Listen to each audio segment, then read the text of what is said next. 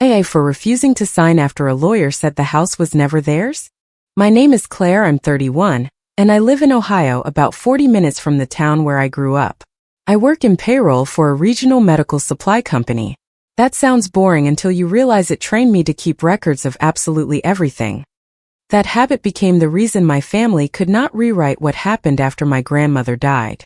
For context, my younger sister, Paige, has always been the fragile one in my parents' eyes. If she quit a job, it was because her manager did not understand her. If she overdrew her account, it was because life was too expensive right now. If I said no to covering her rent or car payment, I was cold, selfish, and too independent for my own good. In my family, Paige did not make mistakes. Paige had seasons of struggle. I made mistakes by having boundaries. Growing up, that looked like my parents rushing to comfort Paige when she backed Mom's car into the garage door at 17, and then telling me I had a bad attitude because I asked why she still got to drive it the next weekend. When Paige dropped a semester of community college without telling anyone, Mom said she was overwhelmed. When I got a B in chemistry because I was working 20 hours a week, Dad told me I needed to manage my time better. Their favorite line was, "You are stronger than she is." It sounded like a compliment when I was younger. It took me years to understand it meant, you can handle the burden so she does not have to. My grandmother Evelyn was the one person in my family who did not treat my independence like a defect. She lived in a little 2-bedroom ranch outside Columbus with a slanted mailbox, yellowing kitchen cabinets, and a recliner in the living room that had basically molded itself to her body. She watched Jeopardy! Every night and yelled answers at the TV like the game show host could hear her from beyond the screen. She was stubborn, private, and absolutely allergic to asking for help. If she needed something from the top shelf, she would sooner climb onto a dining chair with one bad knee than call someone. But she never made me feel like being quiet meant I was unloving. Once after Thanksgiving, Mom made a joke about me being hard to read. Grandma looked over her tea mug and said, "People confuse quiet with empty. Claire is not empty. She is steady." I laughed because I did not know what else to do, but I kept that sentence for years. After my grandfather died, Grandma managed alone for a while. Then her health started slipping in small ways that did not look dramatic from the outside. She missed a cardiology appointment because she wrote it on the wrong month of the calendar. She paid the electric bill twice and forgot the water bill entirely. She mixed up 2 medication bottles because the labels were both white, and the print was tiny. My parents talked about helping. Paige posted comments under Grandma's Facebook pictures with heart emojis. I was the one who started showing up. First it was little things. I stopped by after work to change the batteries in her hearing aids. I picked up prescriptions at the pharmacy. I sorted her mail into piles on the kitchen table, while she complained that every company in America wanted to send paper nobody asked for. When the Medicare paperwork got confusing, I brought a folder and a highlighter. Then it became more. I would leave my office at 5:15, drive through slushy Ohio parking lots in the dark, and get to her house in time to refill the medication organizer for the week. I kept copies of copay receipts because half the time Grandma could not remember where she put them. I scanned physical therapy discharge instructions, cardiology appointment cards, and utility bills because my job had already trained me not to trust anyone's memory when paper existed. Sometimes I sat with her in the hospital until midnight, eating vending machine pretzels for dinner while she dozed under a thin blanket. Sometimes I cleaned her bathroom because she was embarrassed to ask.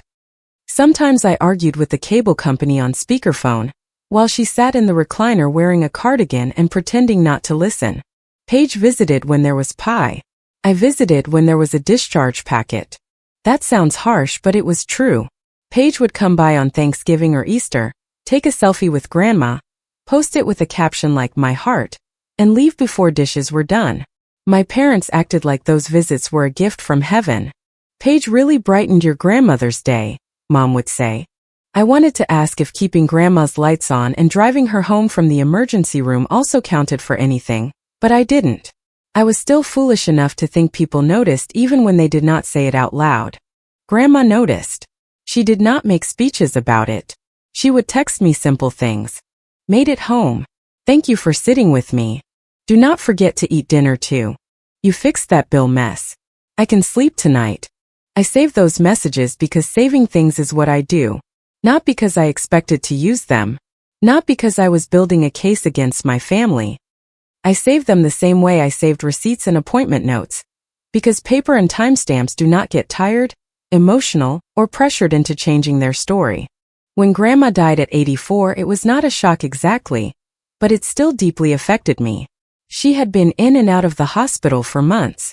The last time I saw her awake, she was annoyed because the nurse would not let her have coffee after 4 p.m. Ridiculous, she whispered. I am 84. What are they saving me from? I laughed even though my throat hurt. At the funeral luncheon in the church basement, Paige cried loudly into a napkin while relatives rubbed her back. I stood by the folding table accepting casserole dishes covered in foil from neighbors because someone had to know which ones needed to be returned. Aunt Denise hugged me with one arm and said, "Your sister is taking this so hard." I know, I said. I wanted to say I was taking it hard too. I just did not have the luxury of breaking down in public. There were flowers to transport, leftovers to pack, and a stack of Grandma's medical paperwork sitting in a grocery bag by my passenger seat. 2 weeks after the funeral, Mom called me on a Tuesday morning, while I was making coffee before work. "Claire, I need you to be at Mr. Howard's office Friday at 2 o'clock, she said. Mr. Howard was Grandma's estate attorney. I knew his name from a few envelopes in Grandma's files, but I had only met him once briefly, when I drove her to his office the previous year. She told me she was updating some paperwork and made me wait in the car because, in her words, "My business is my business." "What is the meeting about?" I asked. "Just a simple estate matter. It will not take long. Can he email me the documents first?" Mom sighed like I had asked her to translate the Constitution into Latin. "Claire, please do not make this harder. Just come with an open heart." That phrase usually meant I was about to lose money. I asked again what I was walking into and she said, "We will explain when you are there," and then told me she had to go. No details. No email. No direct answer. So on Friday, I took a half day from work and drove to Mr. Howard's office in the old downtown strip of the town where I grew up. It was one of those brick buildings with a brass plaque by the door, and a receptionist who spoke in a whisper even though nobody was in trouble yet. The waiting room smelled like copier toner and lemon furniture polish. When the receptionist led me to the conference room, I stopped in the doorway. My parents were already there. So was Paige. Paige sat at the long wood table wearing a white cardigan and holding a blue folder in her lap. Her eyes were red, but in a careful way, like she had cried enough to show evidence and then fixed her mascara. Mom sat beside her with one hand on Paige's wrist. Dad sat across from them, staring at a paper cup of water like it might tell him how to avoid responsibility. There was a box of tissues in front of Paige. There was no chair pulled out for me. "Honey," Mom said, using the sweet voice she saved for witnesses, "we all know this is uncomfortable, but doing the right thing is not always easy." I stayed standing. What exactly am I doing? Paige looked down at her folder. "Please do not make me beg in front of a stranger." That was when Mr. Howard walked in carrying a manila folder and a stamped copy of what I assumed was the will. He was in his mid-50s, gray at the temples, with the kind of professional calm that made emotional people look even louder. "Miss Claire," he said, nodding to me. "Thank you for coming. Please have a seat." I sat at the end of the table, not next to anyone. Mom cleared her throat before Mr. Howard could even open the folder. "We all talked," she said, "and we think the right thing is for you to sign your part of the house over to Paige." I looked at her, then at Paige, then at Dad. "My part?" Dad rubbed his forehead. "We are trying to keep peace." Peace usually involves telling all the people in the room what they are being asked to sign. Paige's face crumpled. "You already have a life, Claire." "I have nothing." I blinked at her. "That is not an inheritance plan. That is a consequence." Mom's expression sharpened for half a second before she smoothed it out again. "See? This is what I mean. You are so cold. Your sister needs stability. You have a job, a reliable car, your own place. You do not have real responsibilities the way she does." I almost laughed. Not because it was funny, but because I had spent years coordinating Grandma's cardiology appointments, insurance calls, prescriptions, hospital discharges, and overdue bills, while Paige's main responsibility seemed to be making sure her crises arrived during other people's workdays. Has anyone actually read the will? I asked. Paige gripped the blue folder tighter. Mom answered quickly. Too quickly. We know what your grandmother would have wanted. She loved both of you and Paige needs help right now. Dad finally looked at me. Your grandmother would have wanted you to help your sister. That one landed. It should not have because I knew better by then, but it did. He said it like Grandma's love was just another tool they could put in my hand and turn against me. I felt my face get hot, but I did not raise my voice. What exactly am I signing? Mom turned toward Mr. Howard like she expected him to back her up. It is just a transfer form, right? Nothing dramatic. Mr. Howard's expression changed. Not dramatically. He did not gasp or scold anyone. He simply paused with one hand on the folder and looked from my mother to me. Before anyone discusses a transfer, he said, we should establish what legally is being transferred. The room went very still. He looked at me. Claire, have you been provided a copy of your grandmother's will? No. Have you discussed the terms of it with anyone here? No. I was told this was a simple estate matter. His mouth tightened just slightly. Then we will begin with the will. No document can or should be signed today unless all relevant parties understand the terms and have had appropriate opportunity to seek independent advice. Mom's hand slipped off Paige's wrist. Mr. Howard opened the folder. The sound of the paper felt louder than it should have. Somewhere outside the conference room, a printer started whining.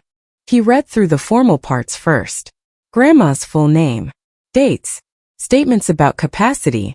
I watched Paige's face while he read. She looked irritated now, not devastated. Then he reached the house. The residence located at. He read the address of Grandma's ranch. That is devised solely and entirely to my granddaughter Claire. For a few seconds nobody moved. Paige stopped crying. Mom said, that cannot be right. Mr. Howard looked down at the page. The will is explicit. No, Mom said again louder. Evelyn would not have done that. I heard my own voice before I felt like I had chosen to speak. She did. Paige turned to me with wet eyes that had gone hard. Grandma told me I could live there. Mr. Howard kept his tone even. Mrs. Evelyn revised this document 10 months before her passing. She did so on her own with capacity confirmed. I met with her privately. Dad shifted in his chair. Evelyn was sick. She was medically fragile, Mr. Howard said. That is not the same as lacking capacity. I should have felt victorious. I didn't. My hands were cold. My stomach felt hollow. I had walked in prepared to be pressured and maybe insulted. I had not prepared myself to hear, in a room full of people who had ignored me for years, that Grandma had put my name where everyone else expected Paige's. Mr. Howard reached into the folder again. There is also a letter Mrs. Evelyn asked me to provide to Claire after the reading. He slid an envelope across the table. My name was written on the front in Grandma's shaky handwriting. I opened it carefully because my hands were trembling. The letter was not long. Grandma never wasted words. Claire, if you are reading this, I am gone and everyone is probably making more noise than necessary. You were the one who came when things were ugly, boring, or inconvenient. You sat with me in the hospital parking garage when I was too tired to walk to the car. You filled the medication box and never made me feel stupid for needing it. You fixed the bill drawer when I was embarrassed. You put that night light in the hallway after I fell, and pretended it was because you found it on sale. You never made me feel like a burden. A house should go to the person who made it possible for me to stay in mine. Do not let them turn your steadiness into guilt. Love, Grandma. I stared at the page until the words blurred. No one asked if I was okay. Mom pushed her chair back. This is manipulative. I looked up slowly. Grandma's letter? No, she said. This whole thing. She was vulnerable, Claire. You were always there. You had access. There it was. The years I spent helping had transformed in less than 5 minutes from invisible labor into suspicious access. Paige wiped under her eyes. You always act like you are better than me. I have not said anything to you. You do not have to. You love this. You love having power over me. Dad leaned forward. Legal and right are not always the same thing, he said. I looked at him then. Really looked at him. Funny, I said. You only say that when the law does not favor Paige. Mom snapped. Do not you dare talk to your father like that. Mr. Howard cleared his throat. Not loud but enough to remind everyone where we were. I folded Grandma's letter and put it back in the envelope. Then I took out a pen. Mr. Howard, I said. What do I need to do next to make sure everything is handled correctly? Paige stared at me. Are you serious right now? I did not look at her. Very. Mr. Howard explained that probate would not be instantaneous, that there were filings and title steps and notices and deadlines. He explained what lawful access meant, what I should not do yet, and what documentation I should keep.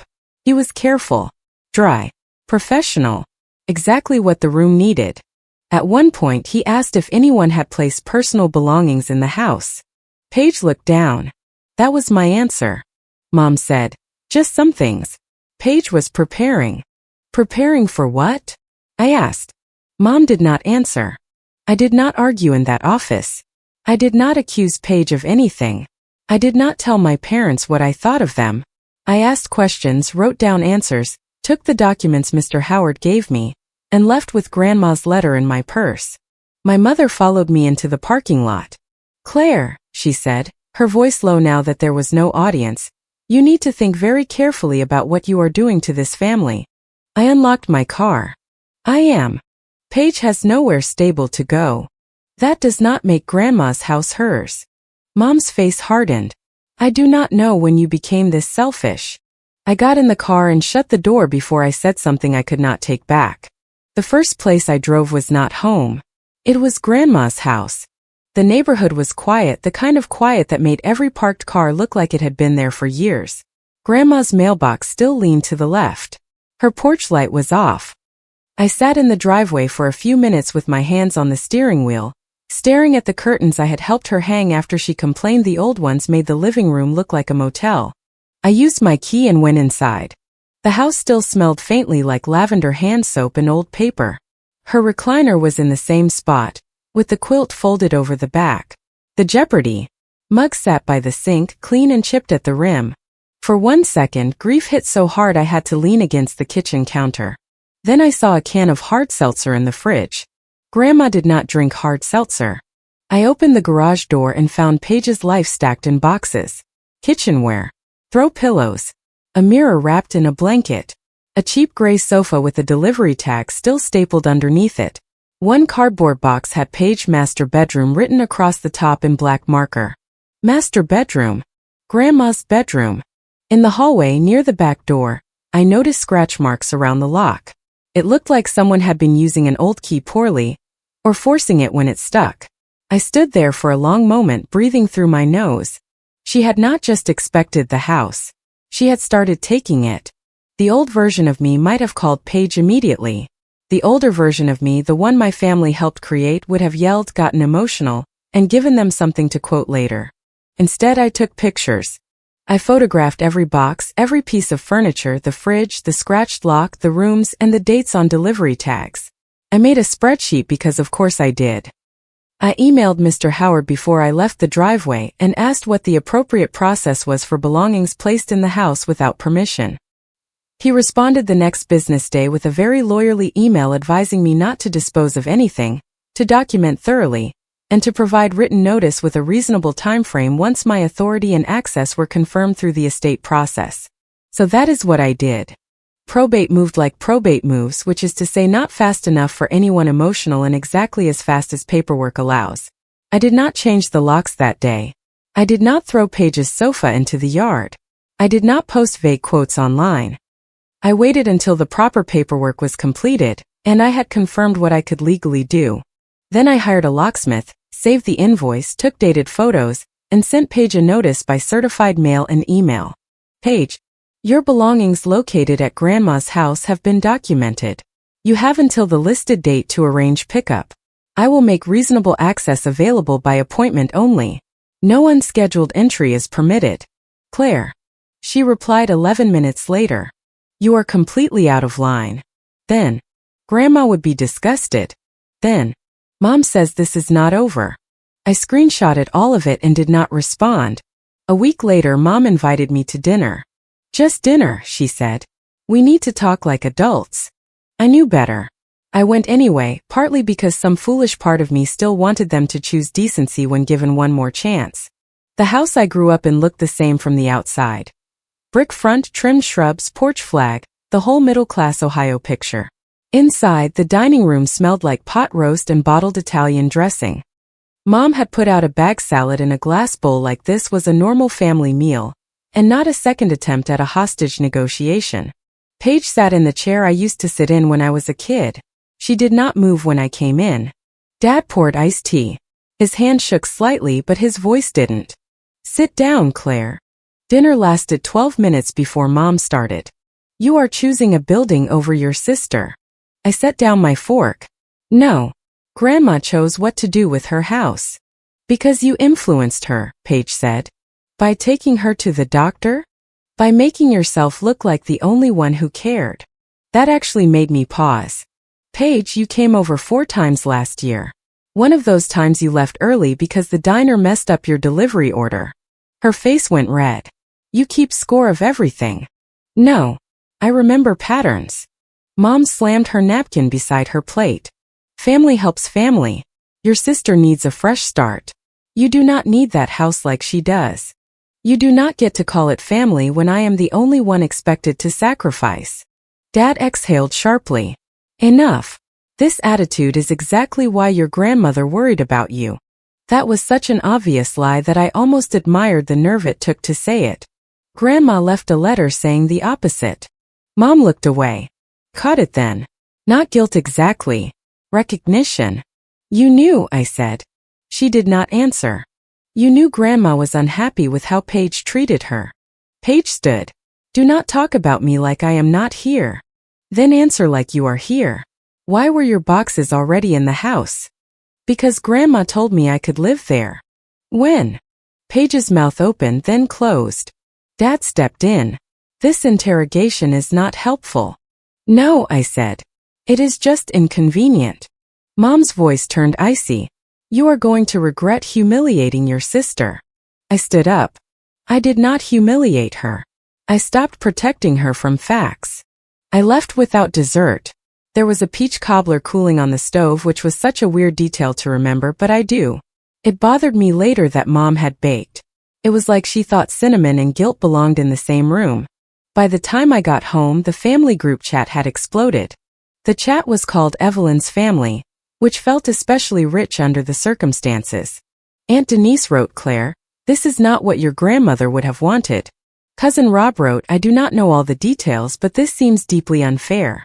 Another aunt sent, your mom is heartbroken. Please fix this before it is too late. Then Paige wrote, I never thought my own sister would make me homeless over greed. My hand started shaking. It was not from fear exactly, but from that specific rage that comes when people confidently discuss a story they never bothered to verify. I put my phone face down and walked around my apartment for a few minutes. I washed a mug that was already clean. I opened my laptop, closed it. I thought about Grandma's letter sitting in my desk drawer. Nobody knew the details, but everyone had an opinion. So I gave them the details. I scanned the relevant page of the will. I pulled the folder of receipts I had kept for Grandma. Prescriptions, co-pays, shower chair, utility payments, and the replacement night light for the hallway after she fell. I exported appointment logs from my calendar. I gathered screenshots of Grandma's texts. Made it home. Thank you for sitting with me. Do not forget to eat dinner too. You fixed that bill mess. I can sleep tonight. I added a photo of Grandma's handwritten letter, covering only the attorney's filing notes that were not anyone else's business. Then I typed one message. Since my character is being discussed, here are the records. I will not argue with rumors when Grandma left paperwork. Please read all of it before texting me again. I attached everything. My thumb hovered over send long enough for the screen to dim. Then I sent it. For 6 minutes nobody said anything. Then Aunt Denise wrote, Linda, did you know Claire was paying these bills? Cousin Rob wrote, wait, Paige already had furniture in the house? Paige replied, that is not the point. I typed back, it is exactly the point. Another cousin wrote, so Claire did not steal anything. Grandma made a decision. Mom left the group chat. Then she rejoined, probably because she realized leaving looked worse. She wrote, "This is private family business." I almost laughed. She had made it public when she sent my aunts after me. Paige had made it public when she called me greedy in front of cousins who had not even known Grandma's cardiologist's name. Aunt Denise messaged again. "Your mom made it sound different." I did not know all that. "I'm sorry I jumped in." It was not a perfect apology, but it was more accountability than I had gotten from my parents in years. Others stayed quiet. That was fine. Silence can be an apology's cowardly cousin. Paige sent me a private text that night. "You had no right to embarrass me." I replied once. "You had no right to move into a house you did not own." Then I muted her. The pickup day for Paige's belongings was scheduled for a Saturday morning. I asked my friend Rachel to come as a witness, partly for safety and partly because I knew my family.